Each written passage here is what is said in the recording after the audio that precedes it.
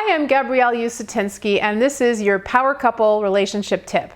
If you like what you learn in this video, please remember to subscribe and hit the thumbs up button. And you can also find out a whole lot about how to build a fantastic relationship by going to thepowercoupleformula.com. So today's Power Couple Relationship Tip is about attachment, how understanding your attachment style can help you create a fantastic relationship. So what is attachment theory? Attachment theory is the science of how we bond with the special people in our life.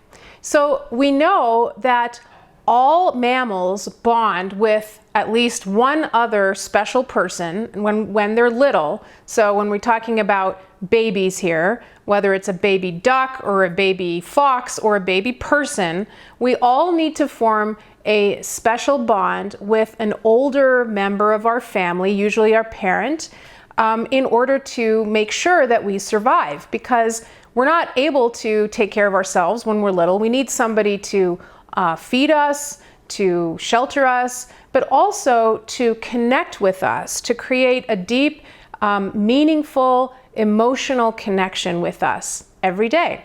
Now, scientists have been studying attachment theory really since the middle of the 20th century, and there's a whole body of research now behind this bonding process. And it's really important that you have the basics about what this is, because it has everything to do with how you're going to be able to create the relationship that you want. So the way it works with attachment is we know that little people, meaning babies, will organize their behavior into predictable kinds of patterns in order to ensure that they get the maximum amount of connection with their primary caregiver. And in this case, we'll just call it your parent. Children are, as you've probably noticed if you've spent any time around kids, they're very good at figuring out what they need to do in order to get love, in order to stay connected, because connection is, as I said, it's absolutely critical to our very survival.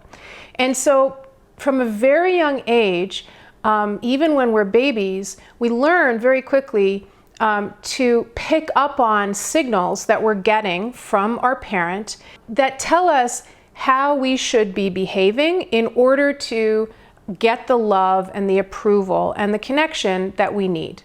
But here's the critical thing. We learn these patterns very early on, and you could call them like relationship blueprints, because they're things that we actually carry with us into our adult intimate relationships when we become adults. So depending on how your parents responded to you in those early years, that's actually going to dictate how you just tend to respond when you're in an intimate relationship without even thinking about it, because all of these patterns are actually deeply unconscious.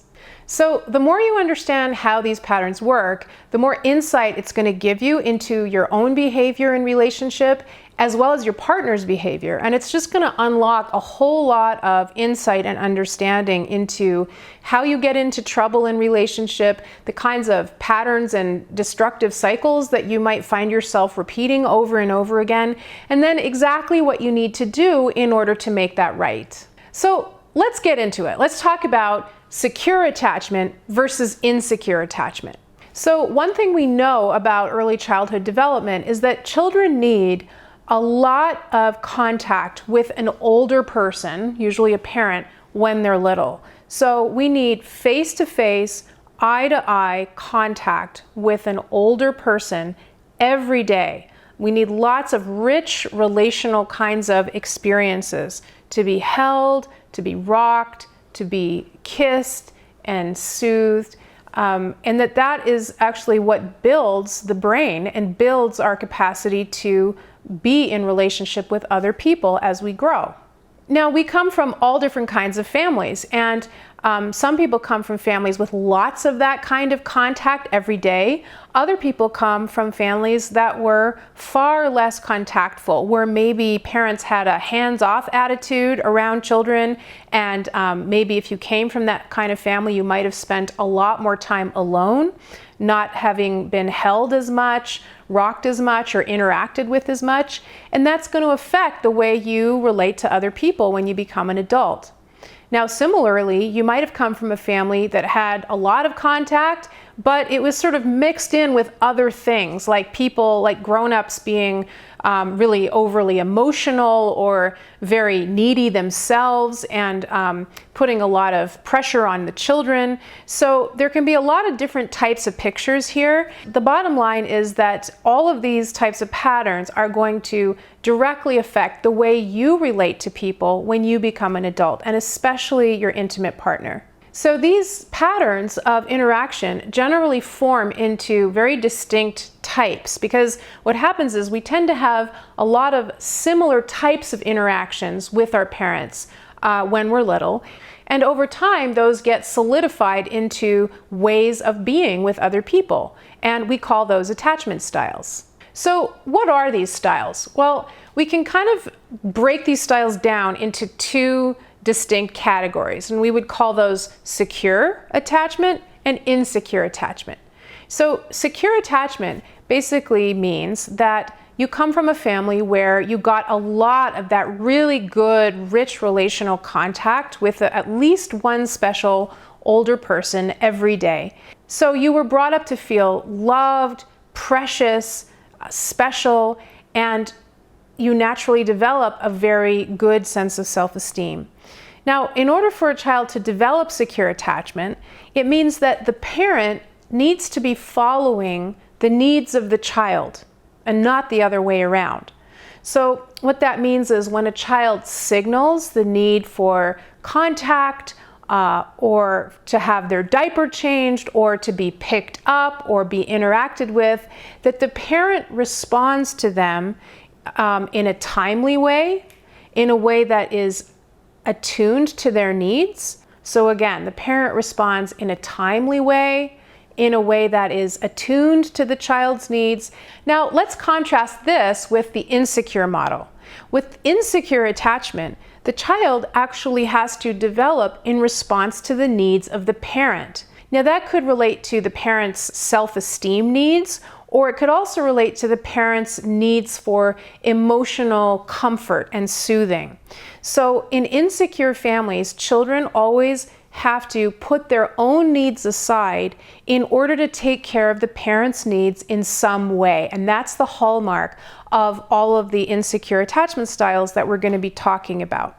Now, in the upcoming videos on this channel, I'm going to be going into depth on each one of the attachment styles so you can get a really good handle on what they are, and hopefully with an eye of being able to identify your particular attachment style, and if you're in a relationship, the attachment style of your partner. And the great thing about attachment theory is that it's grounded in science, and I really love that because there is so much advice out there about relationships and about how we behave in relationships, and trying to understand why we do what we do and why our partner does what they do, and also trying to anticipate our partner's behavior and what we can expect in relationships and so on. But the real proof is in the pudding. Because I have this science-based understanding, when I sit with couples and I explain attachment theory to them and help them understand their own personal attachment styles, it really changes everything for them in terms of how they understand themselves, how they understand their partner, and specifically how they understand the types of problems that they tend to get into in their relationship. And of course, the fantastic thing about that is that then we have a really clear understanding of exactly what we need to do in order to turn the tables on that, in order to create something that is really healthy and growthful and satisfying for both people. So stay tuned for the videos to follow. I'm going to break down each of the attachment styles, and I think by the end of it, you're going to have a really new take on what's going on in your relationship. So if you enjoyed this video, please remember to click on the subscribe button and give me a thumbs up. Leave me your comment below about what you'd like to know about attachment styles, and I'll be happy to answer them, and I look forward to seeing you in the next video.